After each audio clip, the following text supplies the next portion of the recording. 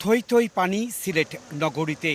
লন্ডনে বসে নীরব দর্শক মেয়র। জনপ্রতিনিধিদের দুর্গত মানুষের পাশে না পেয়ে ক্ষোভ ঝাড়েন অনেকে। প্যানেল মেয়র আইছেন, মেয়র তো লন্ডন।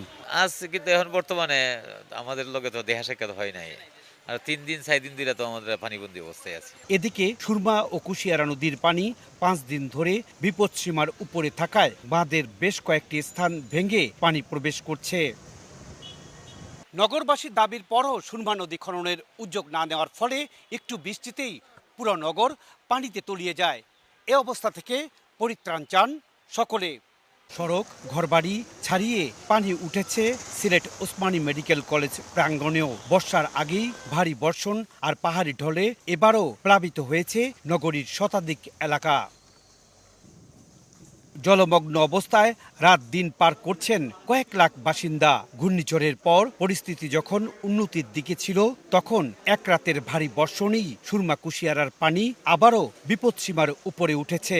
এতে 7 উপজেলার 3 লাখের বেশি মানুষ ঝুঁকিতে আছেন।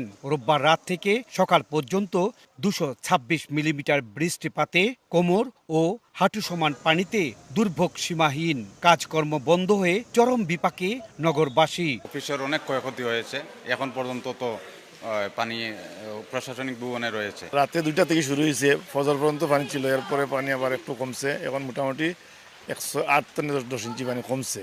নগদে 500 টাকা বা তার বেশি পেমেন্টে পেতে পারেন ঢাকায় জমিসহ 20 কোটি টাকার পুরস্কার। হালকা বৃষ্টিতে যদি পানি উঠে যায় তাহলে আমরা এই হার্ট অফ দ্য সিটিতে থাকি। পানি ঢুকে গেছে, কারেন্টও নেই এলাকার। শহর নগরীর নির্মাঞ্চল তলিয়ে ঘরবাড়ি, এলজিইডি, ওসমানী মেডিকেল কলেজে পানি ঢুকে যখন দুর্দশা চরমে, তখন